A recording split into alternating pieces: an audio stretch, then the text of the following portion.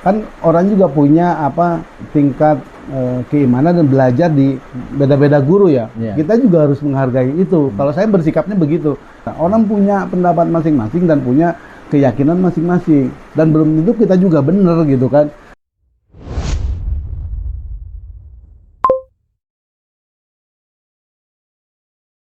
Assalamualaikum warahmatullahi wabarakatuh. Waalaikumsalam. Malam buat pemirsa podcast 77. Jumpa lagi bersama Denfri di sini. Kali ini kita akan membahas tentang DKM, artinya kan Dewan Kemakmuran Masjid ya, yang tentu sudah banyak lika-likunya. Mari kita bahas topik tersebut. Alhamdulillah telah hadir yang terhormat Bapak Riman. Apa kabar, Riman? Alhamdulillah. Seger yang kelihatannya. Assalamualaikum warahmatullahi wabarakatuh. Oke.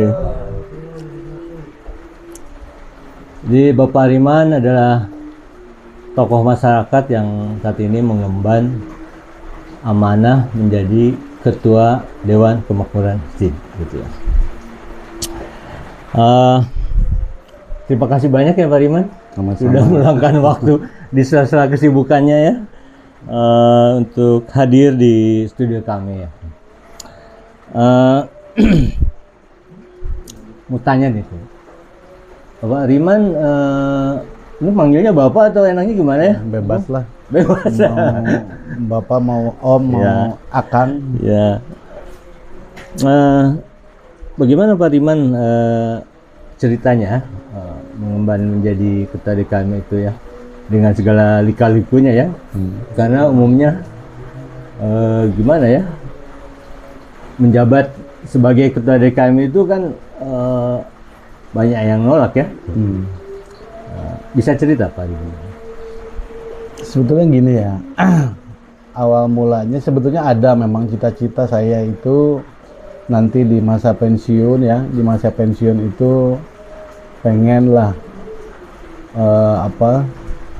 menggunakan apa kita punya kemampuan untuk berkontribusi terhadap masjid, karena itu cita-cita saya dari dulu. Memang nanti di akhir insya Allah kalau misalnya waktu sudah luang bisa mengabdikan diri kepada masjid gitu. Jadi tidak ada, ya mungkin nggak tahu lah, qadarullah atau udah kehendak dari Allah, tiba-tiba ada kesempatan gitu. Pergantian kemarin periode dari DKM sebelumnya, kebetulan ada kesempatan. Kalau buat saya secara pribadi sebetulnya kesempatan ini adalah yang dikasih sama Allah buat saya. Nah, dulu lu punya cita-cita untuk ngurus masjid, ini waktunya gitu.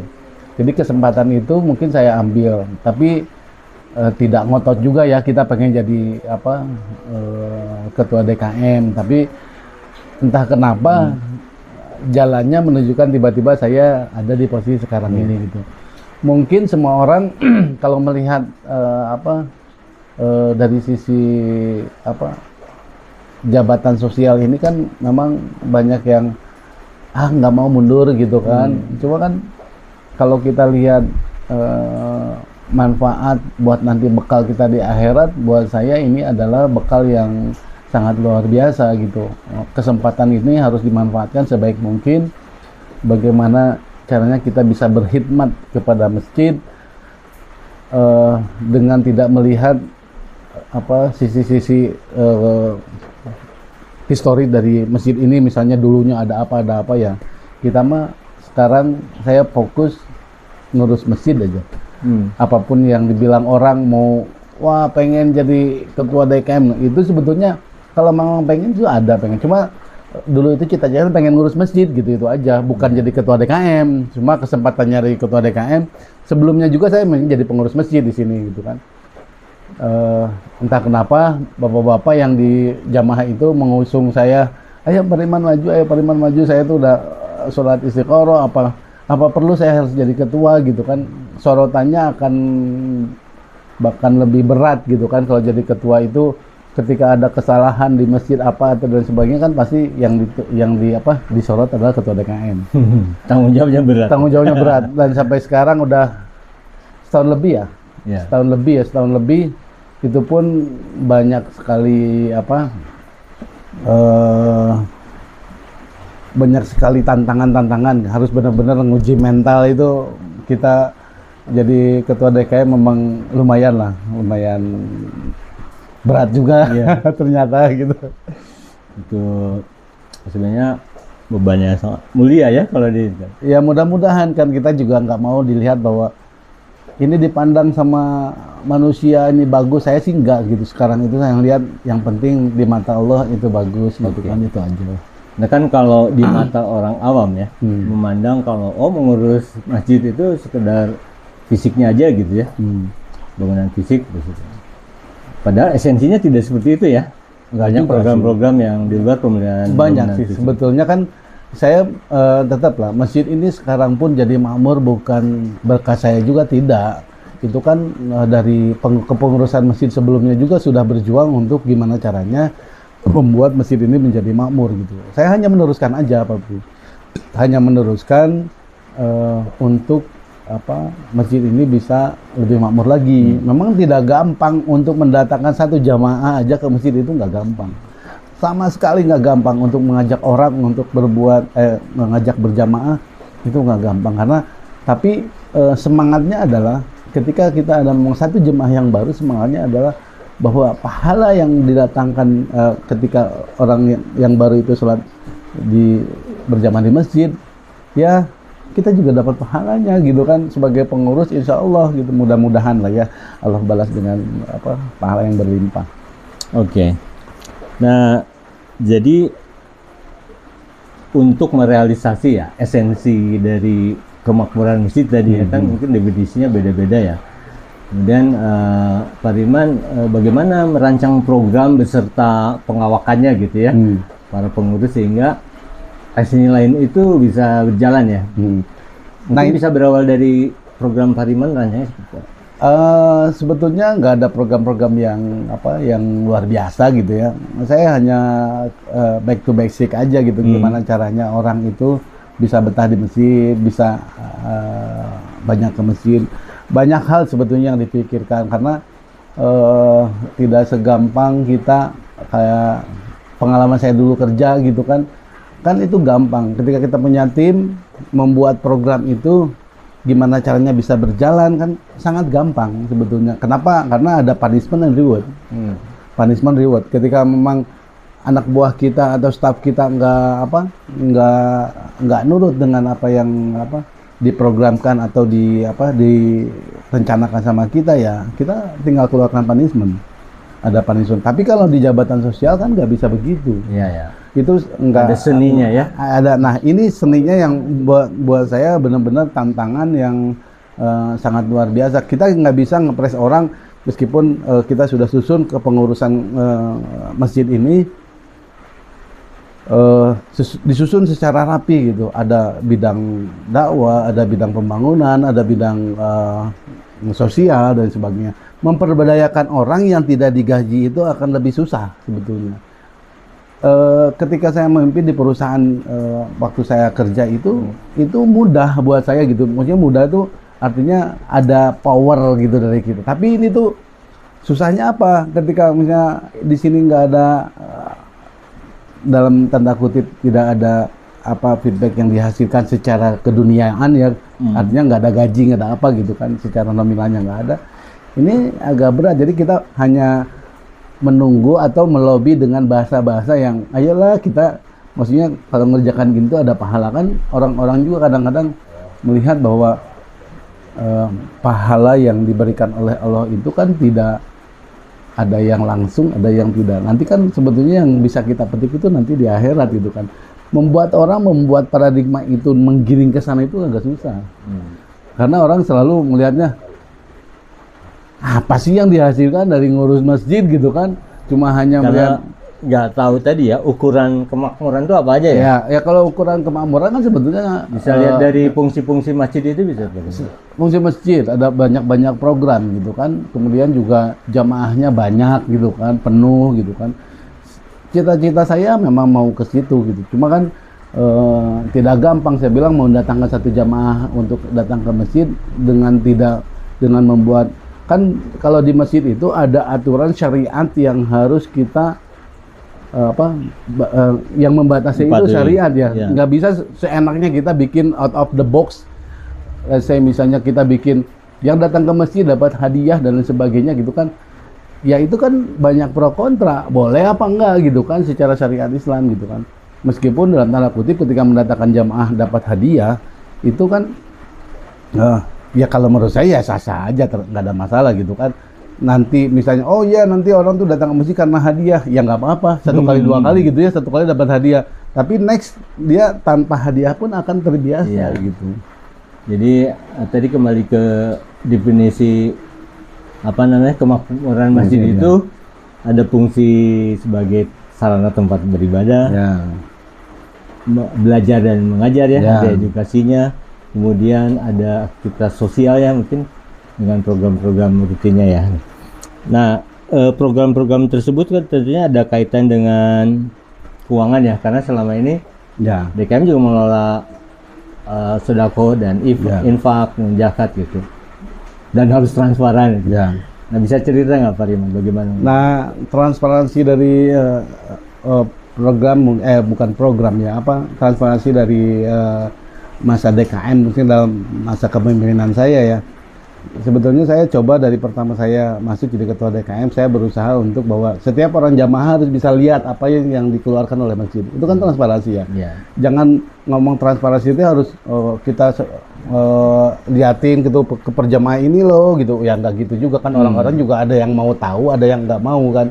Nah, sebetulnya yang paling makanya saya dari pertama datang langsung saya pasang TV gitu di situ kan, biar orang beberapa orang datang ke sini, oh ini pengeluaran DKM, ternyata tahu oh berapa ini apa yang dikeluarkan, apa aja yang dikeluarkan, semuanya detail tercatat di situ gitu. Sehingga membangun kepercayaan jamaah. Jadi orang mau menginfakkan atau mau menginfakkan di jalan Allah gitu udah, oh iya kepercayaannya mungkin ada. Ini dalam kayak building trust gitu, orang mau datang ke masjid itu dengan oh lihat ini ya bagus juga gitu, lihat laporannya juga sekarang rapi gitu kan, ya mudah-mudahan bisa diterima. Sebetulnya kalau untuk membuat semua orang suka tidak mungkin, Pak. Tidak mungkin lah, ada yang orang yang suka atau orang tidak. Tapi setidaknya saya membuat semuanya itu informatif gitu kan. Jadi nggak mungkin ya program-program bisa berjalan dengan baik kalau tanpa dukungan dana. Betul. Dana tidak akan terkumpul dan dikelola dengan baik kalau nggak ada support dari jamaah ya gitu. Oke, Pak Riman, bagaimana nih program yang sudah dibuat ya, yang diaplikasikan terhadap regenerasi ya? Tentunya kan kalau angkatan itu terus jengglong kan gitu ya. Ini Pak Riman pola pengkaderannya seperti apa? Nah, terkait pengkaderan sebetulnya ya orang-orang yang saya bilang tadi tidak gampang juga ngajak orang untuk hayu sini ngurus masjid gitu kan, nggak gampang begitu. Tapi dalam hal ini saya berusaha untuk mengajak masuknya tidak hanya dari sisi pada waktu saat kita di masjid, di pergaulan luar juga kita harus masuk juga. Gimana orang itu bisa respect ke kita gitu kan, gimana orang itu bisa deket sama kita, akhirnya kita bisa ngajak orang untuk datang ke masjid itu nggak susah gitu. Pola syiar ya? Iya, pola syiarnya itu tidak hanya saya bilang tidak hanya di masjid, tapi di luar masjid juga harus kita lakukan gitu kan. Jadi ya prinsipnya begitu sebetulnya, dalam hadis juga banyak kan. Kita itu sama tetangga harus baik, gitu. nggak boleh saling menyakiti gitu kan. Nah itu kan sesuatu yang harus dipegang. Jadi, nah sekarang itu setahun pertama ini sebetulnya program saya itu bukan program ya. Artinya misi saya itu adalah gimana caranya di per bidang ini bisa berjalan sesuai dengan bidangnya masing-masing. Bukan berarti ke DKM sebelumnya tidak berjalan ya. Cuma maksud saya gimana caranya orang ini semuanya ada di perannya masing-masing. Ketika saya tempatkan orang si A ini menjadi di bidang sosial. Gimana caranya saya mendorong supaya dia bisa bekerja sendiri di bidangnya gitu. Alhamdulillah itu beberapa bidang sudah ada yang jalan, tapi ada bidang juga yang nggak jalan gitu kan. Ya balik lagi gimana kita mendorong cara meminta orang beda ya. Kalau di perusahaan profesional misalnya di perusahaan dalam pekerjaan itu sangat gampang nyuruh orang gitu. Ini kerjain ya, harus jalan. Kalau nggak jalan lu di SP gitu kan. Tapi kalau ini nggak bisa gitu. Jadi kita juga memintanya juga harus ya lebih sopan lah, punten atau gimana caranya. Aduh, hampura artinya ya maksudnya bahasa-bahasa yang memang kita harus bisa kebeli hatinya lah ya. Meminta sama ya bisa kebeli hatinya. Yang ngebeli hati orang kan bukan hanya waktu kita saat meminta, tapi kan dalam kita bergaul di keseharian itu pun jadi satu hal yang memang membuat mudah untuk Ya trust tadi ya. Iya trust itu gitu kan. Dengan jadi apapun, saya minta tolong dong bikinin ini gitu kan. Tolong bilik ini buat sekarang ada acara ini gitu. Ya Bapri bisa lihat lah sekarang itu di grup itu kalau misalnya ada satu program gitu. Bidang dakwah itu sudah mulai bikin poster dan sebagainya. Itu kan satu buat saya ini satu keberhasilan yang berjalan lah. Ini misi saya untuk menjalankan di bidangnya masing. Memang ada beberapa PR yang bidang ini nggak jalan. Dan orang keluar masuk, ada yang di grup hanya diam aja dan sebagainya kan. Ya kita tidak akan pernah memaksa gitu kan, karena ini kan urusannya masing-masing ya. Nanti juga saya juga nggak bisa gaji mereka gitu kan. Sukarelawan berbasis ibadah ya. Jadi kalau untuk program-program mungkin ya hanya penambahan program-program baru itu pun dibantu sama di sini adanya Forum Muslimah ya. Ada di DKM itu yang membantu. Forum Muslimah itu forum ibu-ibu yang memang sering mengadakan pengajian di DKM Alamana. Itu masuk ke dalam kumpulan di DKM Alamana gitu. Oke. Nah, salah satu fungsi masjid itu adalah pemberdayaan ekonomi juga ya. Apakah selama ini Pak Riman sudah bikin program itu? Itu belum Pak Pri, belum ke sana. Itu masih buat saya karena step pertamanya, misi saya pertama juga masih belum tercapai dengan sempurna ya. Ya maksudnya nggak sempurna lah. Ke depan ya. Itu ke depan mungkin ada. Karena kan untuk menjalankan ekonomi di masjid itu kayak zaman Nabi gitu kan pernah juga gitu kan. Ini ya maksudnya banyak step-step yang harus dilakukan gitu. Misalnya harus dibentuk yayasan dulu dan sebagainya, itu memang kita masih belum ke sana.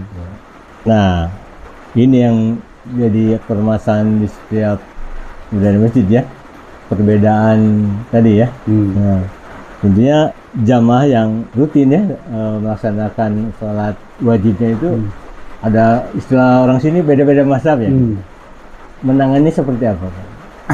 Nah, terkait dengan mazhab mungkin orang-orang juga melihat kadang-kadang kalau saya berpendapat ketika orang punya pendapat lain selama itu bukan bentuk kejahatan yang saya selama itu tidak melanggar syariat gitu kan, buat saya ya silakan saja gitu selama tidak mengganggu. Cuma kalau ketika mengganggu mungkin saya akan memberitahukan dengan baik-baik ya. Tapi kalau kan orang juga punya tingkat keimanan dan belajar di beda-beda guru ya. Kita juga harus menghargai itu. Kalau saya bersikapnya begitu.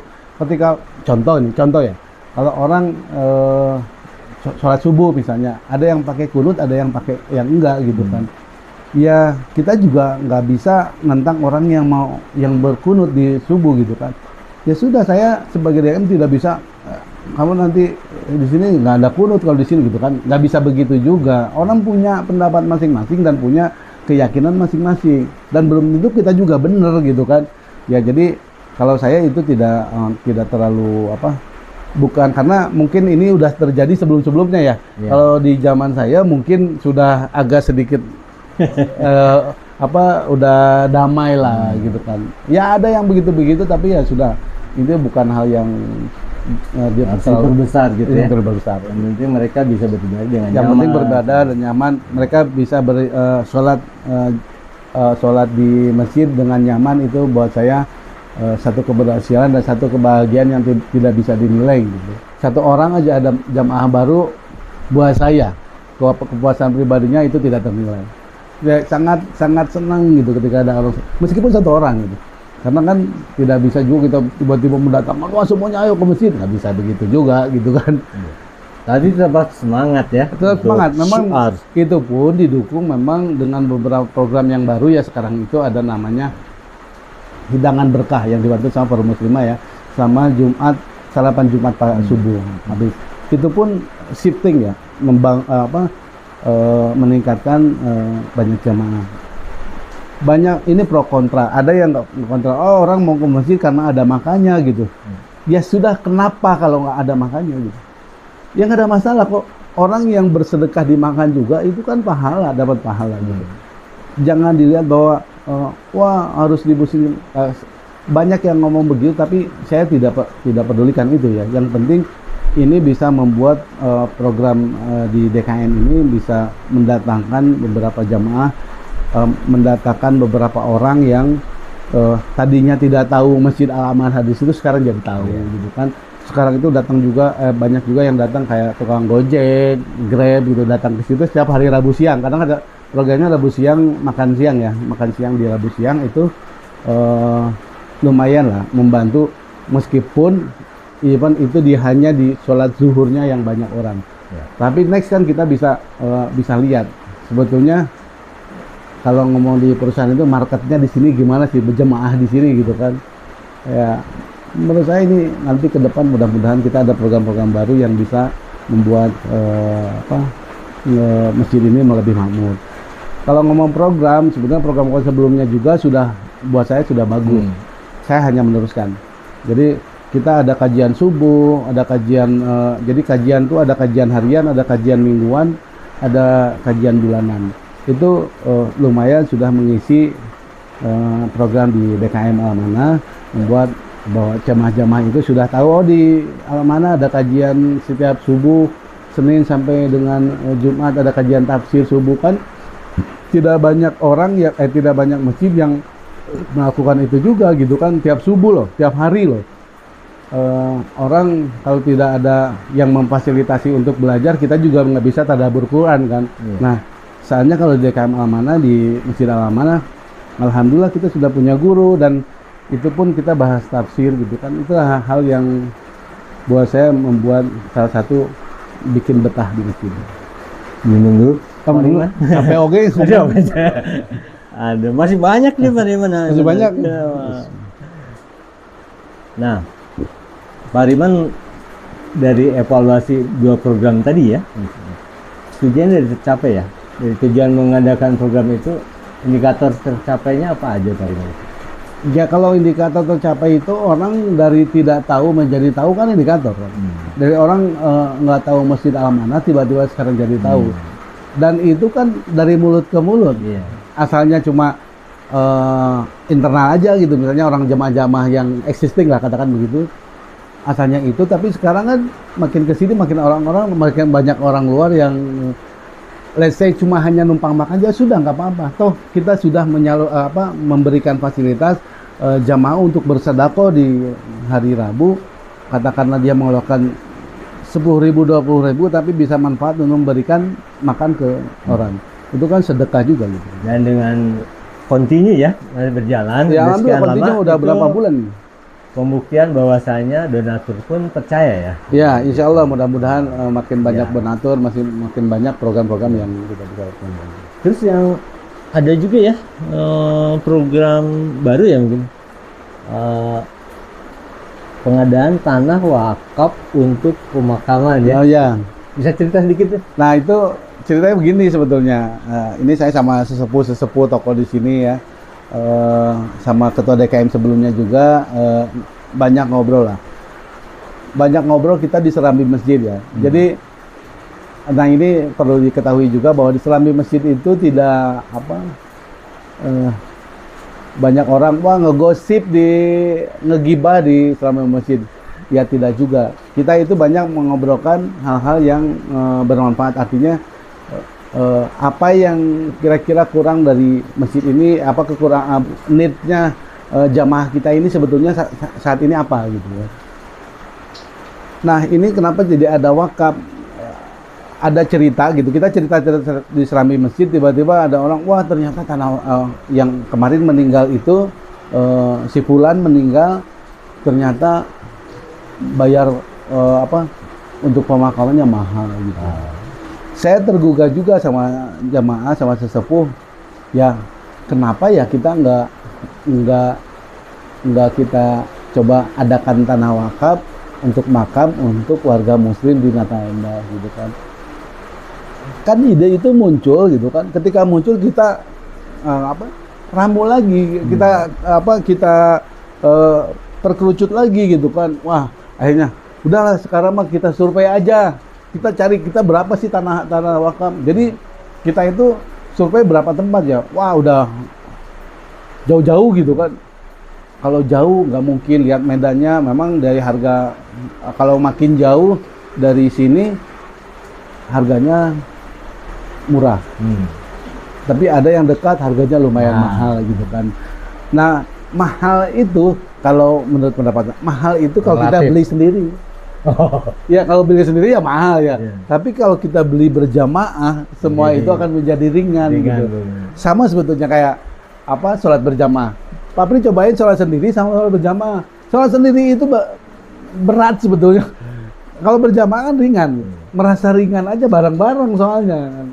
Nah itu buat muslimin, muslimat dimanapun berada, rasakan sensasi sebetulnya ketika kita datang ke masjid itu untuk sholat berjamaah akan lebih ringan, percaya saya. Kalau saya merasakan lebih ringan daripada saya sholat misalnya sholat sunat sendiri ya. Itu tuh meskipun 2 rakaat ya lumayan berat juga melaksanakan, tapi beda kalau berjamaah itu ringan sekali gitu. Dan secara pahala wah jauh, 27 kali ya itu luar biasa. Ya itu tanah wakaf ya, sorry jadi kemana-mana nih. Tanah wakaf itu akhirnya kita survei kan, udah survei banding-banding harga dan sebagainya. Baliklah kita mengerucut ke ngobrol di serambi itu. Ya sudah bentuk panitia gitu kan. Nah pada waktu itu ketuanya sampai dengan saat ini ketuanya Pak Haji Ama yang ketua DKM sebelumnya. Alhamdulillah terbentuklah dan saya pun ada di situ sebagai divisi pembangunan kalau nggak salah. Jadi gimana caranya nanti saya diikutin untuk di kepanitiaan itu, akhirnya kita cari tempatnya, sudah dapat tempatnya, alhamdulillah harganya juga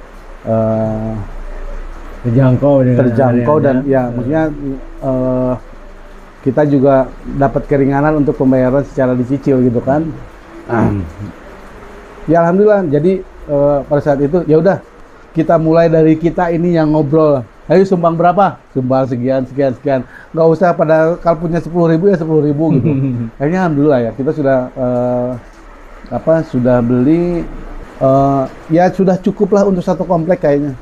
Sudah diisi. Udah ada isi 3. Dan alhamdulillah gitu kan sangat membantu, saya bahagia sekali ketika saya bisa punya mensolusikan ketika orang kan begini, menurut kata Rasulullah, ketika ada orang yang meninggal itu hiburlah gitu kan, jangan dibebani dengan hal-hal yang lain. Ya kan ketika udah meninggal ya kita harus hibur gitu, jangan dia berusaha untuk mengeluarkan biaya, udah sedih tuh harus mengeluarkan biaya ke rumah sedih gitu, kudu ngeluarkan biaya pemakaman sampai ke 5 juta gitu kan. Nah ya alhamdulillah ketika ada jamaah yang meninggal, kemarin juga ada yang meninggal pengurus, salah satu pengurus dari kita, ya tidak dibebankan biaya sepeser pun. Itu membuat saya kebahagiaan juga, yang alhamdulillah ternyata kita itu melakukan obrolan di masjid itu membuahkan hasil-hasil yang bisa bermanfaat dan meringankan dari jamaah. Dan ke depan makin maju lagi ya. Alhamdulillah, insyaallah, amin. Bukan maju banyak penghuninya, tapi manajer ya. Oke Pak Riman, ini ada di setiap masjid kan umumnya ada program tahunan yang menyita banyak energi, banyak SDM ya, dalam rangka Idul Fitri dan Idul Adha. Kalau Idul Fitri kan dari mengelola zakat sampai menyalurkannya, kalau Idul Adha dari menampung para donatur yang ingin berkurban ya, terus memanage-nya dan menyalurkannya juga. Bisa cerita Pak Riman? Nah, luar biasa sebetulnya ini. Saya baru duduk di tahun pertama ini jadi DKM ya. Nah, ini benar-benar event yang pertama yang kita lumayan agak hektik ya. Pertama dari Ramadan itu harus kita sebagai pengurus masjid harus mempersiapkan gimana caranya jamaah itu pada saat bulan Ramadan, bulan suci Ramadan itu bisa nyaman beribadah di masjid ya. Kita harus persiapkan karpetnya harus bersih, harus wangi, harus tidak tidak gerah gitu, harus nyaman, senyaman mungkin kita pengennya bikin begitu kan. Jadi kita prepare-nya itu dari mulai bulan Ramadan, bulan suci Ramadan, terus persiapan Idul Fitri kita mempersiapkan di lapangan, kemudian juga setelah beres itu kan zakat kan udah malamnya, itu benar-benar para pengurus luar biasa. Saya ucapkan terima kasih, jazakallahu khairan katsiran. Mudah-mudahan Bapak pengurus yang sudah mengurus acara-acara di DKM Al-Amanah mendapat pahala dari Allah. Amin. Karena luar biasa capek capek ya. Itu luar biasa menguras tenaga. Dan sekarang insya Allah kita menghadapi juga kurban. Ini baru beres gitu. Rasanya baru istirahat untuk dari Idul Fitri gitu ya, udah beres. Sekarang sudah nggak terasa udah lagi ke kurban. Nah, kurban itu biasanya kita dua hari di pemotongan lumayan. Alhamdulillah juga banyak yang mempercayakannya hewan kurban ke kita. Terima kasih sudah mempercayakan untuk memotong hewan di DKM Al-Amanah. Kebetulan saya juga ketua panitia 3 kali berturut-turut ini di sini gitu. Wah, itu kepercayaan yang luar biasa. Bukan ya? Tidak ada yang mau menggantikannya sebetulnya. Ya mudah-mudahan ada yang mau ya. Ya itu sukses kaderisasi kan? Ya sebenarnya gitu ya, kalau ngomong saya lihat ya di kepanitiaan kurban ini sebetulnya secara sistem, secara alur, sudah bagus, sudah dibangun sama DKM sebelumnya itu dari awal sampai dengan titik sekarang itu sudah bagus. Saya hanya mengimprove beberapa hal yang katakan dalam proses kan sama sebetulnya. Dimanapun saya lihat proses kurban itu gimana. Saya selalu lihat bottleneck-nya ada di mana ya. Oh di sini ini yang harus diimprove gitu kan. Kan dulu itu kalau kurban 12 sapi beresnya jam 7 malam itu kita masih masih bagi-bagi distribusi ya. Alhamdulillah sekarang jam 5 itu sudah clear untuk distribusi. Jadi alhamdulillah memang ini ada beberapa improvement yang sudah dibuat dan dibantu juga sama tokoh-tokoh masjid yang sebelumnya. Kepanitiaan kurban ini sudah lebih smooth sekarang. Banyak banget yang mau ditanyain, tapi kita terbatas sama waktu. Tapi gak apa-apa ya, semangat aja. Pak Riman, ini kan kenyamanan orang beribadah di masjid, salah satunya sound system. Untuk panggilan ajan juga, untuk kajian, dan kalau ada yang kajian pengajian rutin gitu, tiap minggu, tiap hari, yang tiap bulan, kan gitu. Gimana manajemen sound dan ya? Nah itu alhamdulillah kita juga ada salah satu pengurus juga yang bisa membantu dalam kaitannya dengan sound system ya. Karena sound system ini kelihatannya sepele tapi sangat penting. Apalagi kita ketika menyampaikan ketika ada azan di masjid itu kan harus terdengar ke semua penjuru gitu kan. Ini pun kita lumayan mengeluarkan banyak biaya untuk ini karena tidak murah ya. Kalau untuk sound system ini bisa murah tapi kualitasnya kurang bagus gitu kan. Ya insya Allah tahun ini kita sudah ada beberapa perbaikan sound system dari imam juga sekarang sudah bagus. Kemudian toa-toa kita perbaiki, itu semuanya sudah jadi kabel-kabel kita ganti juga. Jadi ini sound system terima kasih kepada bidang peralatan yang sudah luar biasa bekerja keras sampai kurang sare. Mudah-mudahan dibalas sama Allah ya. Amin, saya tidak bisa balas apa-apa. Mungkin Allah yang akan membalas pahala kebaikan dari semua yang membantu ngurus masjid. Alhamdulillah kalau sound system sekarang sudah baik, dan terakhir kita perbaiki 2 speaker buat acara event-event di sholat Id gitu. Ini 2 speaker sudah kita perbaiki, kabel-kabel untuk toa sudah diganti juga, sudah insya Allah sudah bagus nih sekarang. Iya, keren. Nah, kalau ini adaptasi masjid terhadap apa namanya teknologi digital, sejauh mana menerapkannya? Misalnya kayak mengolah kenceleng kan, sekarang orang udah jarang bawa Oh ya, cash ya. nah itu sudah sebetulnya dari kepengurusan sebelum juga saya kasih ide untuk membuat QRIS ya.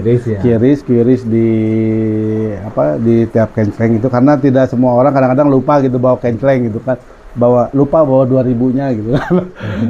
Tapi alhamdulillah sekarang ada QRIS. Kalau di QRIS mah rada susah 2000. Saya lihat kalau di tracking pemasukan QRIS itu ya minimal 10.000 5.000 lah masuk ke situ gitu kan. Ada yang 200 sampai 100 ya. Alhamdulillah sebetulnya pemasukan dari QRIS lumayan. Dapat lah, ada 2 jutaan lah. Sebulan lah ya. Kalau misalnya dari QRIS. Ya ini pun ada lagi planning ke depan kita akan coba buat medsosnya nanti biar program-program kita bisa menggapai. Mudah-mudahan yang bantu dari jadi laporan keuangan, promosi program juga. Ya insya Allah nanti kedepannya kita akan coba membuat ya seperti program dakwah kita itu nyampe ke tidak hanya buat internal aja tapi buat keluar juga. Mungkin ke depan bisa kajian secara real time ya? Ya mudah-mudahan. Ya. Siapa sih sekarang yang sudah punya yayasannya udah ini ya membuat TPA yang kaitan dengan bidang pendidikan kayak gitu. Di tempat Fariman udah. Sekarang ini masih belum, itu lagi dirintis. Ya mudah-mudahan saya masih concern ke hal-hal yang sifatnya basic lah. Ini dulu kita coba perbaiki karena buat nyaman Mesir itu saya bilang perlu kerja keras juga, membuat orang memang tidak akan semua suka juga, tapi insya Allah dengan bantuan ya, dengan ridha Allah, insya Allah kita dibantu. Kita masih ada tenaga untuk membuat makmur masjid, diberikan kesehatan juga kepada para pengurus semuanya, bisa kerjasama dan mengajak jamaah lebih banyak lagi untuk datang ke Masjid Al-Amanah. Mudah-mudahan ya. Amin. Nah, keberadaan masjid kan di wilayah otoritas RW ya kayaknya. Sejauh mana DKM-nya kerjasama dengan berkolaborasi dengan RW itu? Kalau alhamdulillah sekarang udah berjalan dengan baik. Jadi saya libatkan beberapa ibu-ibu PKK juga ke RW ya. Kita coba ikut aktif di acara yang tadi dengan berkah tiap hari Rabu, kemudian di Jumat. Orang-orang banyak ingin berkontribusi untuk bersedekah. Nggak punya uang ya tenaga. Semuanya itu bentuknya akan menjadi pahala. Insya Allah kalau misalnya kerja di jalan Allah, apalagi ini di rumah Allah, insya Allah dapat pahala yang berlimpah. Dan Allah tidak akan biarkan umatnya yang selalu mengurus rumah Allah gitu kan. Jadi alhamdulillah dengan RW koordinasinya sekarang lebih lancar. Kita juga banyak berkoordinasi ketika memang ada pembangunan dan sebagainya, kita berkoordinasi dengan kerjasama karena kan tetap ketua RW kita juga sebagai pembina dari DKM. Nah ini yang paling menarik. Ukuran manajemen masjid yang baik adalah mengenai security ya, keamanannya juga ya. Jadi kalau kenceng banyak tapi tercuri, bukan tercuri ya, dicuri ya. Kalau tercuri mah nggak sengaja.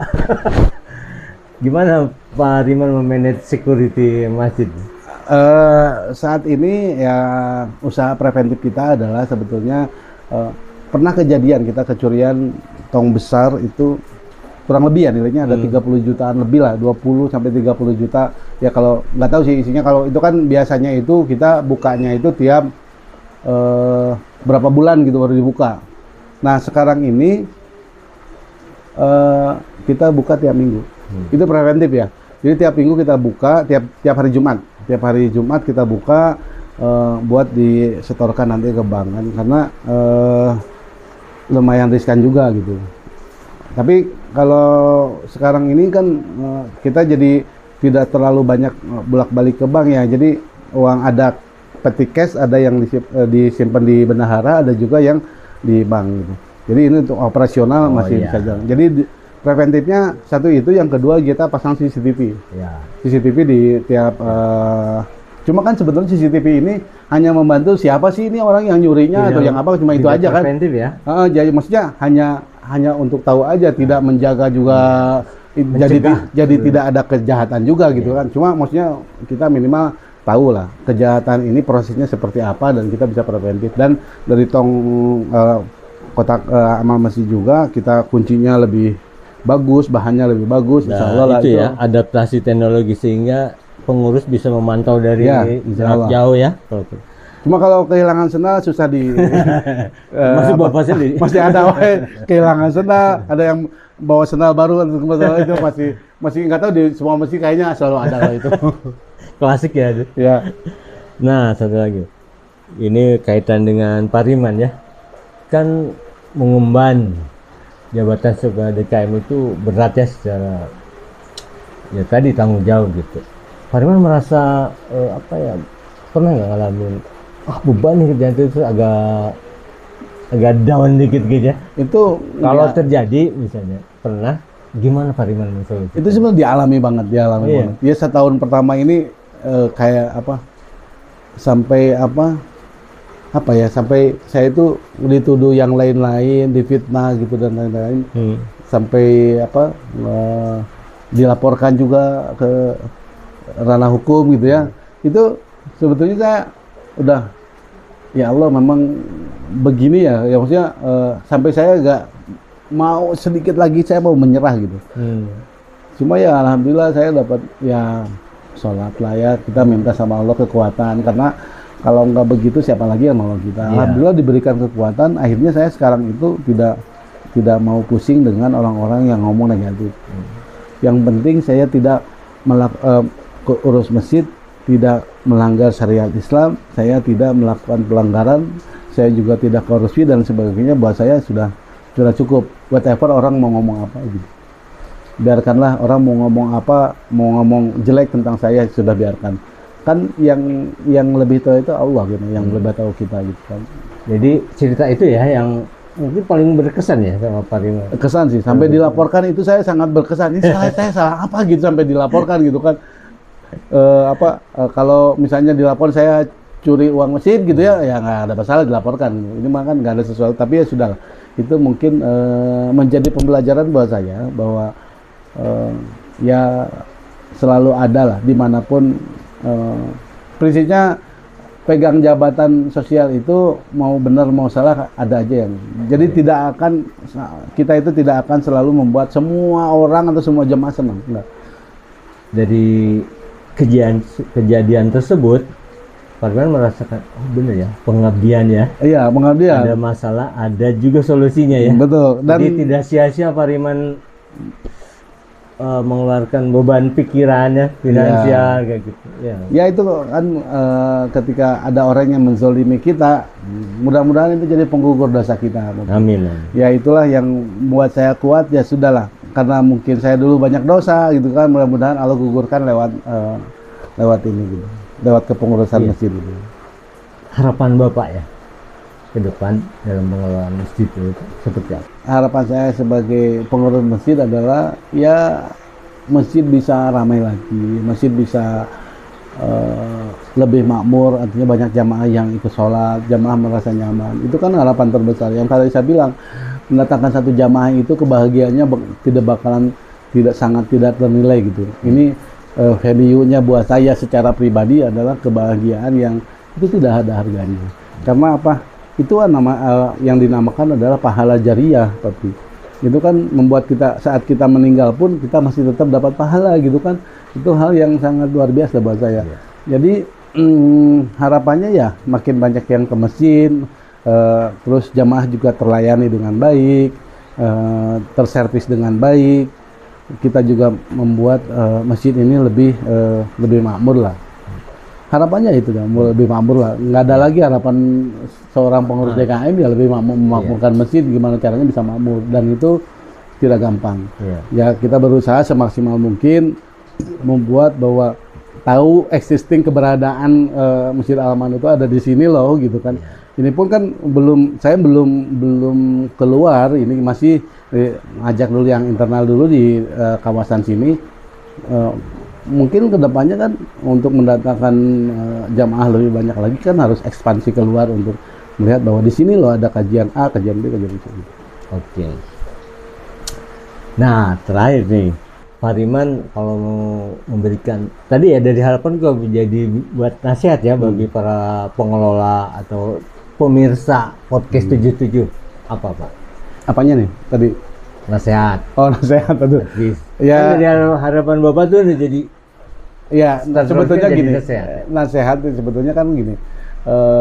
Semua orang punya tingkat derajat keimanannya masing-masing gitu kan. Bagaimana kita kadang-kadang kan ya saya cuma hanya berdoa buat bapak-bapak semua pengurus muslimin muslimat dimanapun berada, berjamaah ke masjid itu sama membuat kita menjadi tenang lah. Artinya nasihat ya ini mah bukan nasihat, ya saya bukan ustadz juga gitu kan.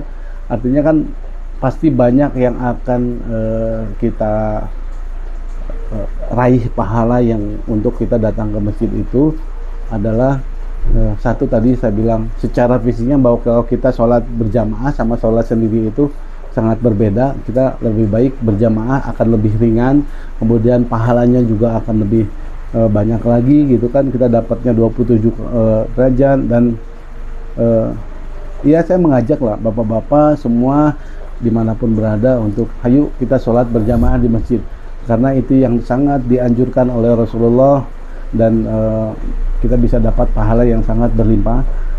Mudah-mudahan ya kita bisa diberikan kesehatan, karena ketika kita bisa mendapatkan melangkahkan kaki ke masjid itu adalah rezeki yang bukan nilainya uang, itu rezeki yang Allah kasih buat kita. Bukan karena kita bisa sebetulnya, bukan karena kita jago bisa ke masjid, bukan. Karena itu bentuk rezeki yang dikasih sama Allah ke kita, bahwa kita untuk melakukan itu. Kalau Allah tidak mengizinkan kita untuk ke masjid, nggak bisa. Jadi disyukuri yang alhamdulillah yang sudah ke masjid, bahwa itu adalah rezeki yang sangat berlimpah yang didapatkan oleh kita harus bersyukur. Karena itu adalah rezeki dari Allah yang kita bisa melangkah ke masjid dengan mudahnya gitu kan. Karena kalau misalnya Allah mau gitu, semua masjid bisa penuh gitu. Cuma ya ini ya begitulah. Mudah-mudahan saya doakan semua bapak-bapak, terutama yang laki-laki, ayo kita sholat berjamaah. Iya. Iya. Pemerhati podcast 77 ya. Untuk memakmurkan masjid, jangan tanyakan apa yang masjid berikan kepada kita, tapi tanyakan apa yang kita bisa berikan untuk memakmurkan masjid. Terima kasih banyak Pak Riman yang sudah memberikan cerita pengalaman yang sangat inspiratif ya begitu. Mudah-mudahan next time kita bisa berbagi lagi ya. Waktunya pendek ya, nggak kerasa udah hampir 1 jam. Sampai masih haus ada kayaknya. Baik, sampai di sini pemirsa podcast 77. Dempri pamit. Assalamualaikum warahmatullahi wabarakatuh. Waalaikumsalam warahmatullahi wabarakatuh.